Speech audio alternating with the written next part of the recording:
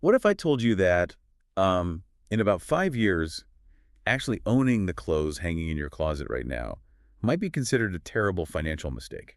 I mean, that definitely sounds a little extreme at first, right? Right, because we are just so conditioned to view our wardrobes as this permanent collection of assets. You buy a jacket, you bring it home, and it just lives with you. Exactly. It's yours forever.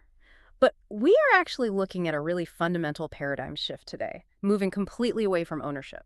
Yeah, and that is exactly why we are doing a deep dive into this stack of research on rental fashion today. Our mission is to really explore why temporarily accessing clothes, everything from luxury evening wear to just your everyday office attire, is evolving from this tiny niche service into the future of sustainable commerce. Because the core utility of clothing is really transitioning into a service model. It's a huge shift. Okay, so let's unpack this. Because Mhm. to really grasp the shift, I think we have to think about how we used to consume media. Ah, that is a great comparison. Right. Like 15 years ago, if you wanted to watch a new movie, you went out and spent $25 on a physical DVD. Yeah. And you watched it maybe once or twice. Exactly. And then it just became this permanent fixture on a shelf, Yeah. slowly gathering dust for a decade. The actual utility of that item effectively dropped to zero after the first weekend. But you still bore the full financial burden of buying it and storing it for that matter. Right. So why buy the movie for one watch when you could just stream it for the weekend? And now you just stream everything. You pay for the access during the exact window, you are deriving entertainment value from it, and then you just release it back into the ether. And the research we have here shows this exact same behavioral migration is happening with physical garments. We are essentially screaming our wardrobes. We really are, which brings us to the question of who is actually driving this change. Yeah, let's get into that. The data points very heavily to millennials and Gen Z. Which, honestly, it tracks. I mean, these are demographics whose entire consumer ecosystem, like Spotify, Netflix, Uber, Airbnb, is entirely built on the premise that flexibility and access trump permanent ownership. Exactly. They don't want the burden of the physical asset. They just want the experience that the asset provides. So it totally makes sense they would apply that to fashion. It does. And Hmm. what's really fascinating here is how that mindset fundamentally rewrites the unit economics of a personal wardrobe. Oh, so. Well, the traditional model operates on the assumption that buying clothing is an acquisition of an asset. But in reality, for most trend-driven or formal pieces, clothing is a rapidly depreciating liability. Oh, wow. A liability. Yeah, think about it. When you purchase a premium price designer outfit for a specific event, you are freezing hundreds, maybe thousands of dollars of your capital in a textile that will just sit idle in a dark closet for like 99% of its existence.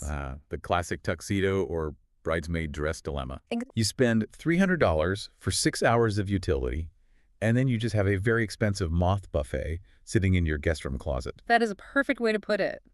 But wait, I want to push back on the financial logic of renting here for a second, Mm. because there is a very ingrained psychological block for a Mm. lot of people, myself included. Sure. What is the block? If I spend $75 to rent a designer suit for a weekend, come Monday morning, I have to put that suit in a mailer and send it back. Right.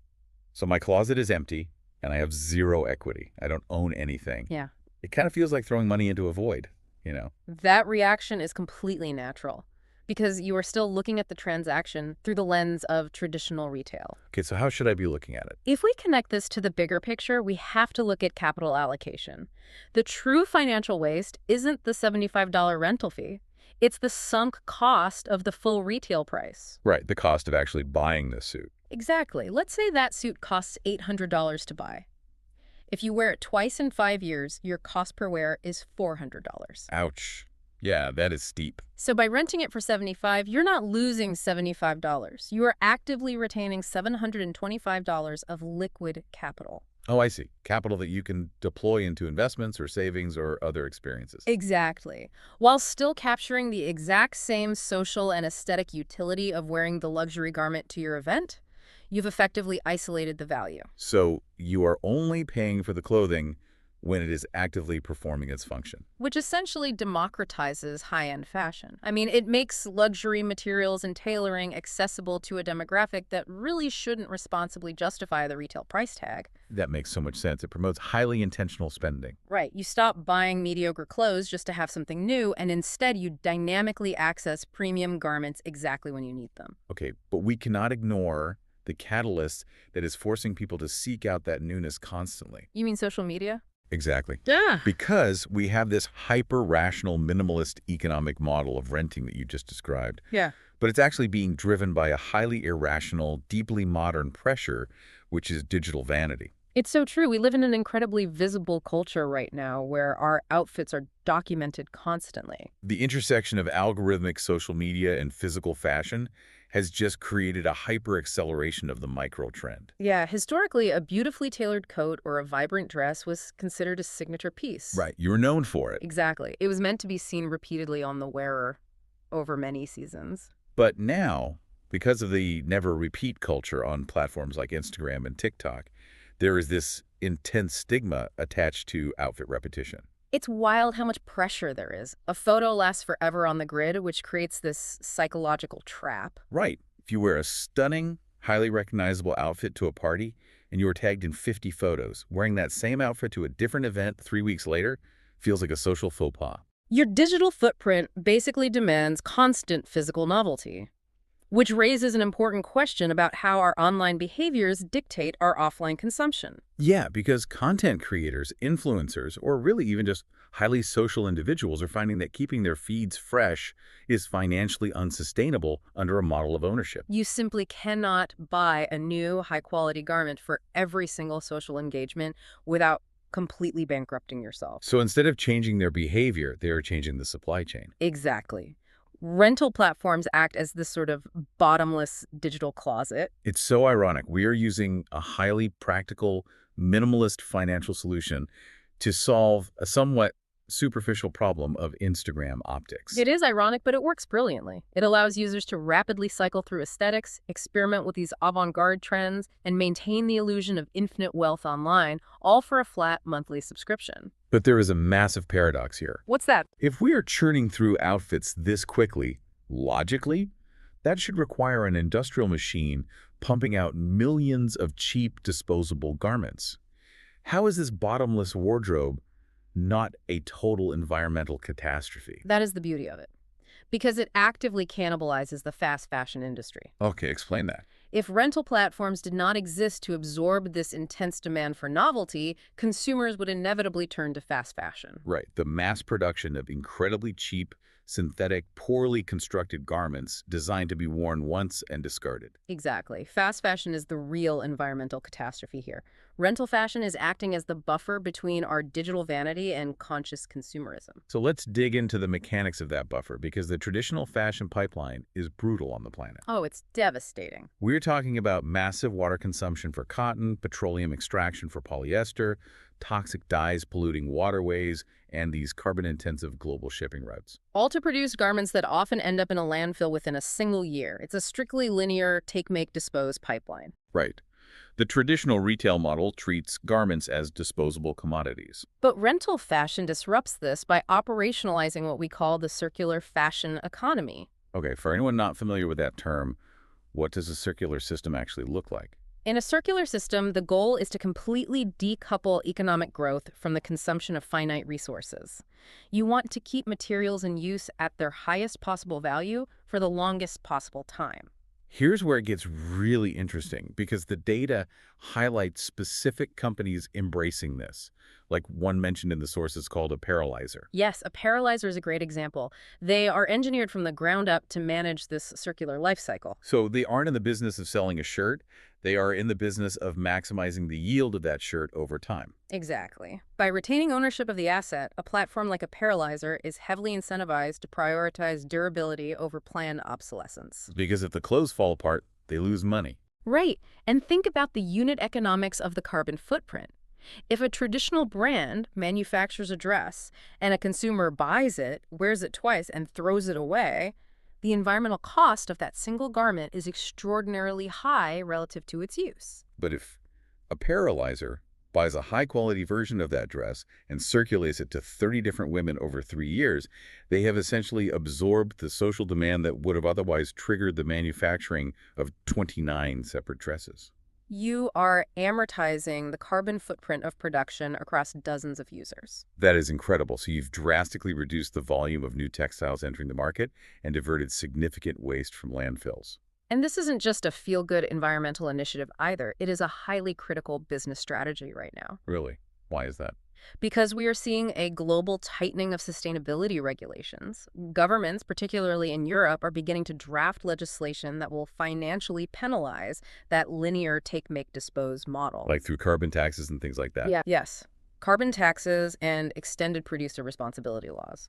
So brands that rely on selling cheap, disposable clothes are going to face massive regulatory headwinds. While circular models will have a structural economic advantage. Exactly. But shifting from selling a shirt once to renting it out 30 times introduces a terrifying logistical reality. Oh, it's a massive puzzle. Yeah, because you are no longer just a retailer. You are a massive two-way logistics network, moving millions of unique items back and forth across the country in like 48-hour delivery windows. Sounds impossible to do profitably. It absolutely would be impossible without the unseen engine powering this entire industry, which is advanced digital infrastructure. Okay, so tech is the secret sauce here. Definitely. The logistical complexity of tracking, shipping, receiving, inspecting, cleaning, and reshipping millions of individual items is fundamentally a data problem, and it can only be solved through artificial intelligence. And the technology isn't just happening behind the scenes in massive warehouses, right? Yep. It dictates the entire user experience. Exactly. When you open an app, you aren't just browsing a static catalog anymore. Right. You are interacting with AI-powered style assistants, and they are analyzing your past rentals, your body type, and the specific dress code of the event you are attending, just to surface recommendations that are statistically likely to fit you perfectly. Because a failed fit is a total loss for the company, they have to pay for two-way shipping, and the garment generates zero revenue for that week. Wow, I didn't even think about the shipping loss. So they really need you to get the right size. They absolutely do. So they utilize virtual fitting algorithms, cross-referencing the exact measurements of a garment against thousands of data points from previous users with similar body profiles. Just to ensure a high success rate before the item ever goes in a box. Precisely. Okay, but I have to ask about when that box comes back to the warehouse, because we really need to address the most primal psychological barrier to this entire concept. The ick factor. Yes, the ick factor. Sharing clothes with strangers raises some serious hygiene concerns, right? I mean, people sweat, they spill wine, they wear heavy perfume. Oh, absolutely. How do these platforms overcome the deeply ingrained hygiene concerns of sharing intimate items like clothing? By effectively operating industrial scale, highly advanced sterilization and refurbishment facilities that are basically just disguised as fashion brands. Wow. Disguised as fashion brands. Yeah. The reverse logistics of the rental model are actually far more complex than the outbound shipping. When a garment returns, it isn't just tossed in a commercial washing machine. I would hope not. No, it enters a highly data-driven triage system. The barcode or RFID tag on the garment tells the system exactly what fabric blends are present, how many times it has been rented, and its specific cleaning requirements. So they are essentially tracking the exact condition of every individual fiber in their inventory. They have to. And the industry relies on specialized technologies like liquid carbon dioxide cleaning or advanced ozone chambers. Liquid carbon dioxide, that sounds like science fiction. It's amazing tech. It can penetrate fabrics to completely eradicate bacteria and odors without using the harsh friction and heat that usually degrade textiles in standard dry cleaning. You know, it reminds me of the psychology of a luxury hotel.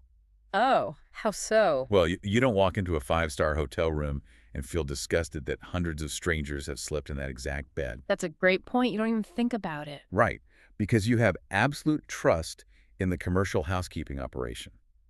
You know, those sheets have been subjected to an industrial bleaching and pressing process that you couldn't possibly replicate in your home. And the entire rental fashion business model hinges on manufacturing that exact same level of trust. Because if they mess up once, If a platform sends out a blazer with a faint stain on the lapel or a dress with a loose zipper, the illusion is completely broken. The trust is gone and the user cancels their subscription. so the technology isn't just about cleaning, it's about meticulous quality control. Exactly. They have armies of seamstresses constantly repairing minor wear and tear, replacing buttons and rehemming skirts to ensure the garment looks brand new for the 30th renter. Okay, but eventually, clothes do wear out. Once an item finally degrades past their quality standards, what happens to it? Yeah. It doesn't just go in the trash, right? Not at all. In a truly circular system, the end-of-life process is planned from the very beginning. So what do they do with them? Heavily worn garments are either sold at a steep discount in clearance sales for permanent ownership, or they are sent to specialized textile recycling facilities. Be broken down. Yeah, the fibers are chemically broken down and spun into new yarn, closing the loop entirely. That is so cool. So, having conquered the logistical nightmare with AI and the hygiene barrier with industrial chemistry, this industry seems poised to completely rewrite consumer habits. We are definitely moving rapidly out of the early adoption phase. Where do you see this heading in the next 5 to 10 years? We are looking at a future where subscription-based wardrobes are just the baseline for professional and social attire. Really, just the absolute norm. Yeah. Instead of dedicating an entire room in your house to storing clothes you rarely wear, you will manage a dynamic digital cloud closet. Like an endless rotating capsule wardrobe. Exactly. You pay a flat monthly fee, receive a curated pod of high-quality garments suited for the current season or your upcoming travel itinerary, wear them heavily for a month, and then just swap them out. And the research even points to the integration of smart fabric tracking. Yes, this is fascinating. Oh. Weaving actual RFID threads directly into the garments. So the platform can monitor durability, location, and life cycle in real time without those bulky external tags. Right. We will also see a major rise in eco-certified platforms. What does that look like for the consumer? As consumers become more literate in sustainability metrics, rental brands will compete not just on style, but on their verifiable carbon offset. You'll be able to see exactly how much water and CO2 you saved this month by choosing to rent instead of buy. So what does this all mean for you, the listener? It means the very definition of the word shopping is fundamentally changing. It really is. The dopamine hit of acquiring something new is finally being decoupled from the burden of keeping it forever. We are actively moving toward a future of retail that actually optimizes finite global resources. And the brands that are positioned to thrive in this new landscape are the ones seamlessly combining rapid fashion innovation with robust, verifiable sustainability. By removing the friction and the financial liability of ownership, they are allowing consumers to be highly adaptable in their personal expression while remaining inherently eco-friendly. It really is a masterclass in behavioral economics. It truly is.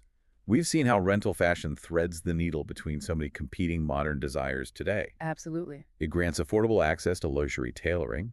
It provides a constant stream of novelty to feed the social media engine without bankrupting the user. And it structurally dismantles the environmental devastation of the fast fashion pipeline by scaling the circular economy. All held together by predictive logistics and industrial tech. Exactly. So the next time you find yourself staring into a packed closet feeling like you have absolutely nothing to wear, remember that buying another shirt to stuff on a hanger is the old paradigm. Renting access to the exact aesthetic you need, exactly when you need it, might just be your smartest move. Well said. But, as we look toward this hyper-efficient future where access totally replaces ownership, it does leave us with a really important question to ponder about the psychology of our possessions. Oh, what is that? If our everyday wardrobes truly become temporary, rotating subscriptions rather than permanent fixtures in our homes, how will that alter our emotional connection to the things we wear? That is a deep thought. Will we completely lose the concept of the heirloom garment or, the perfectly worn-in leather jacket or the beautiful coat passed down through generations? Or will this new model actually make the very few pieces we consciously choose to own permanently that much more meaningful?